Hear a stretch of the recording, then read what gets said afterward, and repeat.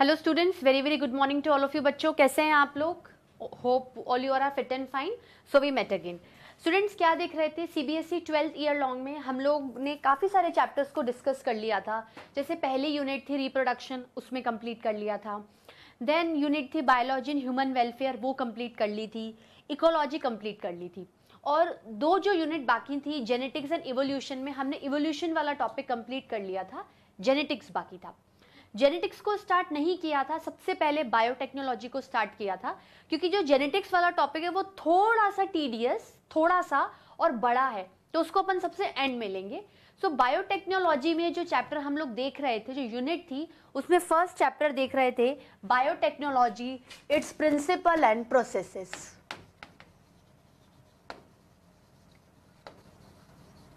Biotechnology, its principle and processes.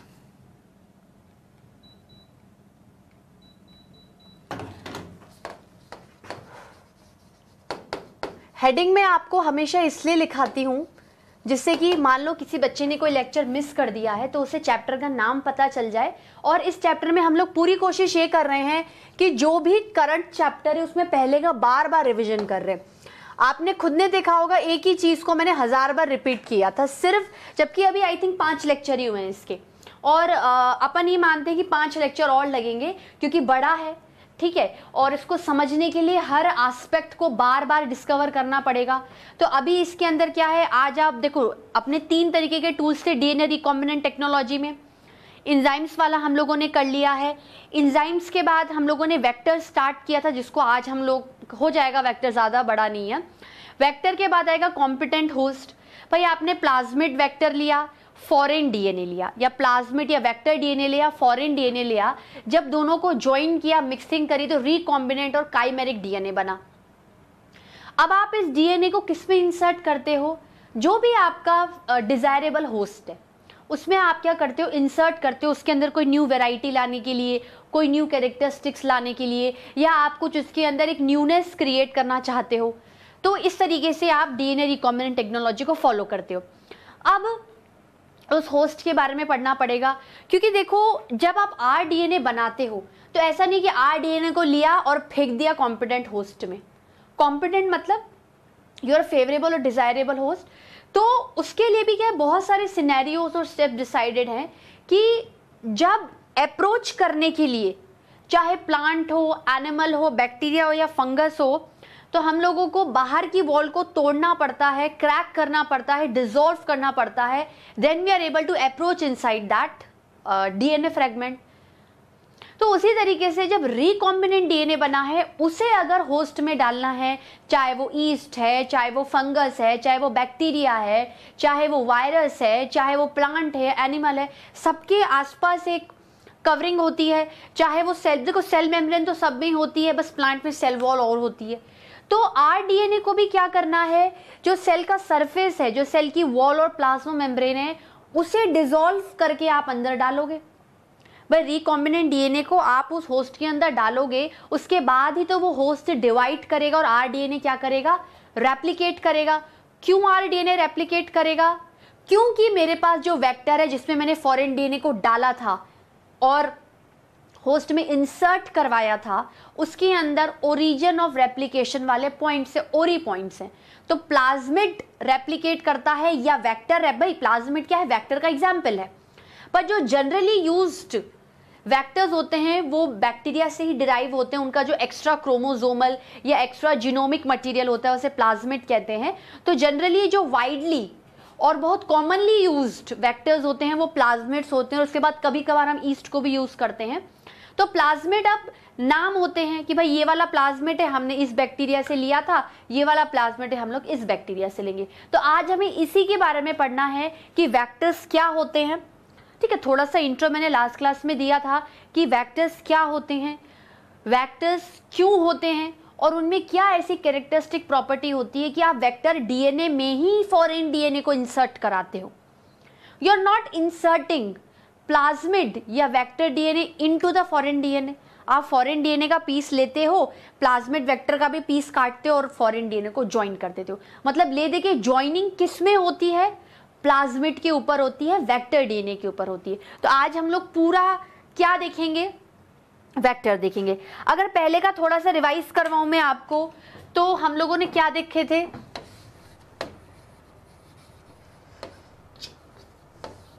Enzymes के बारे में देखा था। एंजाइम्स आपके 3 से 4 तरीके के थे। सबसे पहले थे लाइसिस एंजाइम्स, जो कि सेल के अंदर अप्रोच करने में मदद कर रहे थे, और उसके बाद थे आपके रेस्ट्रिक्शन एंजाइम्स, जो डीएनए को काटने में मदद करते थे, एक्सोन्यूक्लियसेस, एंडोन्यूक्लियसेस, रेस्ट्रिक्शन एंडोन्यूक्लियसेस। आपने एग्जाम्पल भी पढ़ा था, बाम H1, हिंद 1 2 3, ठीक है, ALU फर्स्ट, आर्थ्रोबैक्टर ल्यूटियस, और किस तरीके से था, इको R1, एस्चेरिया कोलाई। तो जो भी एंजाइम जिस भी बैक्टीरिया से आ रहा था, उसका नॉमेनक्लेचर उस बैक्टीरिया पे ही डिपेंड कर रहा था। कैसे था नॉमेनक्लेचर, थोड़ा सा रिवाइज करें पहले का, आप भूलो नहीं। तो जो भी आपने वर्ड लिखा है या जो भी एंजाइम का नाम है, उसका डेरिवेशन बैक्टीरिया के नाम से ही होता है। कैसे होता है, देखो, बैक्टीरिया का नाम है एस्चेरिया कोलाई, RY13 उसकी स्ट्रेन है, वेराइटी है। तो जो आपके एंजाइम का नॉमेनक्लेचर होगा, उसका पहला लेटर आएगा बैक्टीरिया के पहले लेटर से, ठीक है। जो भी एंजाइम का नाम है, एंजाइम का जो फर्स्ट लेटर है, वो बैक्टीरिया का जो जीनस है उसके फर्स्ट लेटर से आएगा, ठीक है। बाकी के एंजाइम के जो 2 लेटर्स हैं, कंफ्यूज मत होना, मैं एंजाइम बोल रही हूँ और बैक्टीरिया बोल रही हूँ। एंजाइम के बाद के जो 2 लेटर्स हैं, मतलब सेकंड एंड जो थर्ड लेटर है, वो बैक्टीरिया का जो स्पीशीज वाला नाम है उसके पहले 2 लेटर से आते हैं, ठीक है। उसके बाद जो थर्ड लेटर है एंजाइम का, वो पहला स्ट्रेन को इंडिकेट, जैसे RY13 है तो आपने R ले लिया, अगर वो स्ट्रेन कैपिटल में है तो कैपिटल में ही आएगा, स्मॉल में तो स्मॉल में ही आएगा, ठीक है। और ये तो आपको पता था कि भाई जीनस का पहला लेटर कैपिटल होता है, तो एंजाइम का भी पहला लेटर कैपिटल होगा। स्पीशीज पूरा स्मॉल में होता है तो पहले 2 लो, बाद के 2 लो या बीच के 2 लो स्मॉल में ही आएगा। उसके बाद जो फोर्थ लेटर होता है एंजाइम का, वो इंडिकेट करता है सीक्वेंस ऑफ डिस्कवरी, कि पहले डिस्कवर हुआ, सेकेंडली डिस्कवर हुआ, थर्डली डिस्कवर हुआ। तो आप रोमन में उसके न्यूमरल्स लिखोगे, भाई फर्स्ट डिस्कवरी तो फर्स्ट, सेकेंड तो सेकेंड, थर्ड तो थर्ड, ठीक है। ये बात हो गई वेक्टर से रिलेटेड, सॉरी एंजाइम से रिलेटेड। उसके बाद अब आपने कटिंग करी है, जो भी आपके रेस्ट्रिक्शन एंडोन्यूक्लियसेस होते हैं या एंजाइम्स होते हैं, वो खासकर सिर्फ और सिर्फ पैलिंड्रोमिक डीएनए बेस सीक्वेंस पर एक्ट करते हैं, और उनमें भी उनकी स्पेसिफिक साइट होती है कट करने के लिए। पैलिंड्रोमिक सीक्वेंस मतलब चाहे आप राइट से लेफ्ट जाओ तो भी वही पढ़ने में आओगे, चाहे लेफ्ट से राइट जाओ तब भी वही पढ़ोगे, और स्पेसिफिक साइट की बेसिस पर आपके पास स्टिकी और ब्लंट एंड्स क्रिएट होते हैं। स्टिकी एंड्स में क्या है, अनबैलेंस्ड, या आप कह सकते हो कि एक जो सिरा है वो लंबा पैदा होगा और एक छोटा, मतलब there is chance of production of, या there is always production of unpaired nucleotide.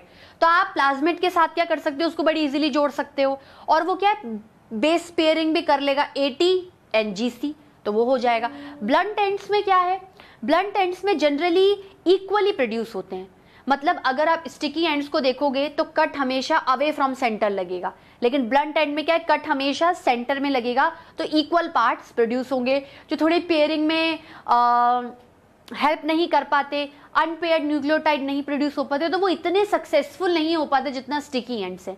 तो mainly the enzyme who is able to produce sticky ends are more and more used in DNA recombinant technology।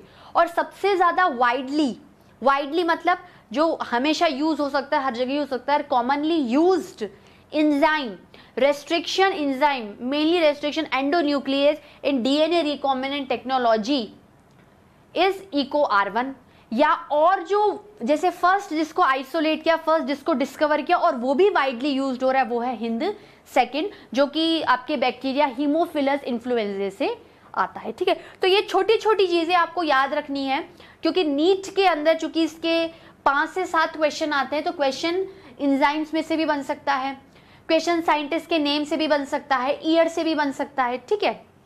तो ये वाली बात है students. अब देखो हम लोग किसकी बात कर रहे हैं, वेक्टर की बात कर रहे हैं। वेक्टर क्या है, व्हीकल एंड करियर डीएनए ये देख लिया था, थोड़ा सा इंट्रो में स्टार्ट कर रही हूं। Vehicle and career DNA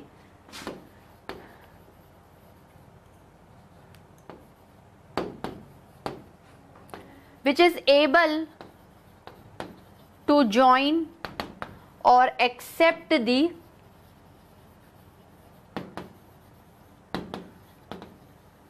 foreign, alien और desirable DNA. Desirable DNA and able to form rDNA, that is recombinant DNA. ठीक है,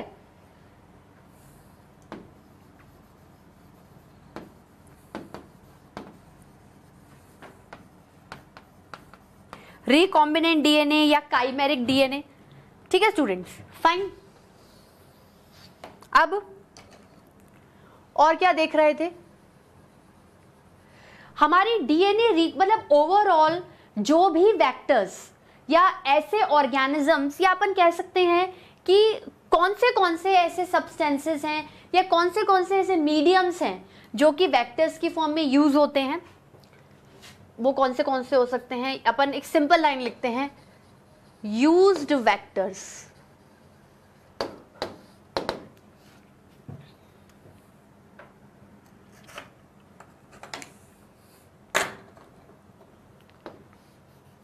पहले क्या आएंगे, प्लाज्मिड्स।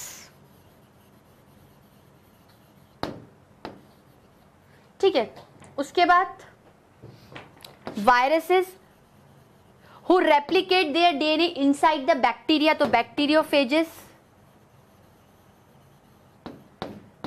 इस बैक्टीरियोफेज की वजह से ही तो रेस्ट्रिक्शन एंडोन्यूक्लियस की डिस्कवरी हुई थी ना, रेस्ट्रिक्शन मॉडिफिकेशन सिस्टम में आर्बर ने की थी।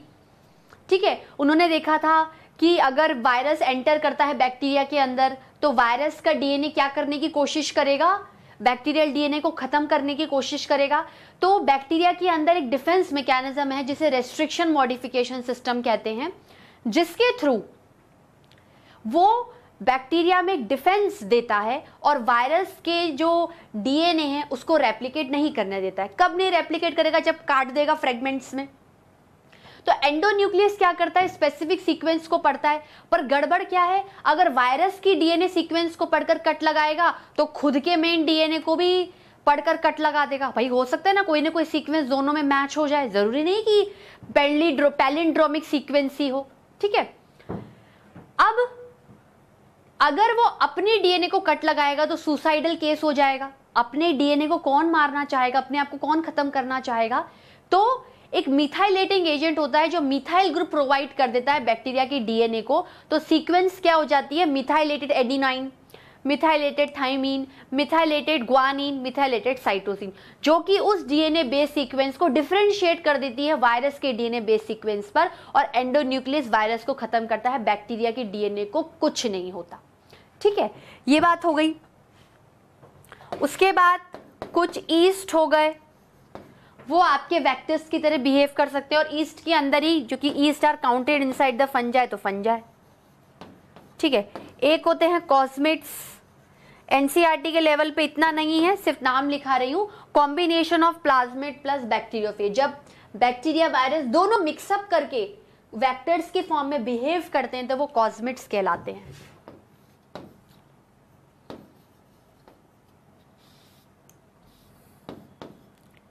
Plasmid plus bacteriophage. अब जो मोस्ट कॉमनली, इजीली, वाइडली और जिसके रिजल्ट्स अच्छे मिलते हैं डीएनए रिकॉम्बिनेंट टेक्नोलॉजी में, वो कौन से हैं, वो आपके प्लाज्मिड्स हैं। ठीक है, तो इसको लिखते हैं हम लोग, the most commonly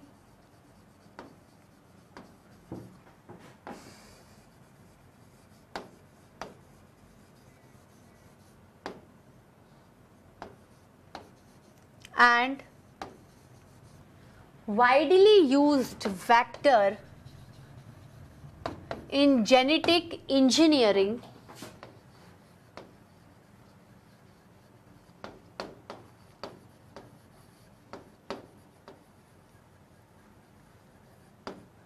The most commonly and widely used vector in genetic engineering is plasmid.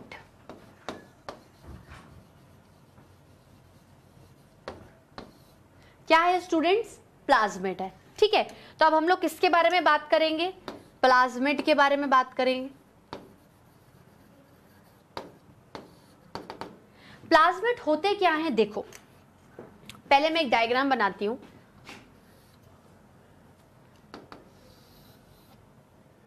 ये आपका बैक्टीरिया है, ठीक है। बैक्टीरिया के अंदर ये मेन डीएनए है। मेन डीएनए मतलब it is double stranded DNA, ठीक है। तो ये मेन डीएनए है। इस मेन डीएनए के अलावा, इस मेन जीनोमिक और जेनेटिक मटेरियल के अलावा भी बैक्टीरिया में कुछ असेसरी, कुछ एक्स्ट्रा, कुछ हेल्पिंग जेनेटिक मटेरियल होता है जो कि एक सर्कुलर फॉर्म में होता है और डीएनए सिंगल स्ट्रैंडेड ना होकर डबल स्ट्रैंडेड होता है। मतलब शेप कैसी है भाई, क्वेश्चन आ सकता है सिंपल सा। Shape of plasmid circular, composed of double stranded DNA, ठीक है। तो जैसे ये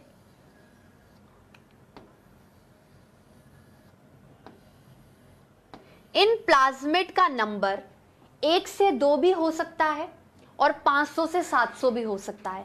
मतलब 1 से लेके 700 के बीच में प्लाज्मिड का नंबर क्या करता है, वेरी करता है with in the bacterial body, ठीक है।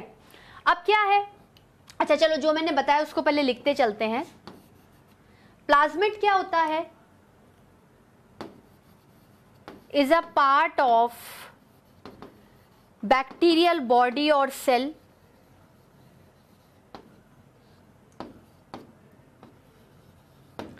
बैक्टीरियल सेल एक्चुअली होता क्या है, apart from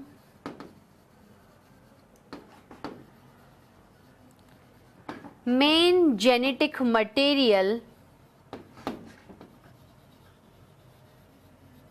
apart from main genetic material there are some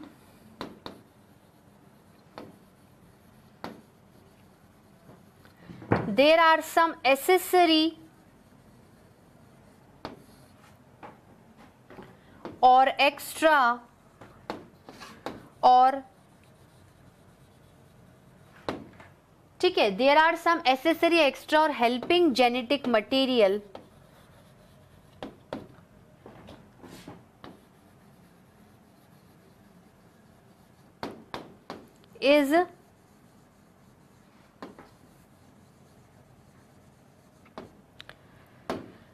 is also present, ठीक है। तो ये क्या है आपका, ये आपका मेन जेनेटिक मटेरियल है,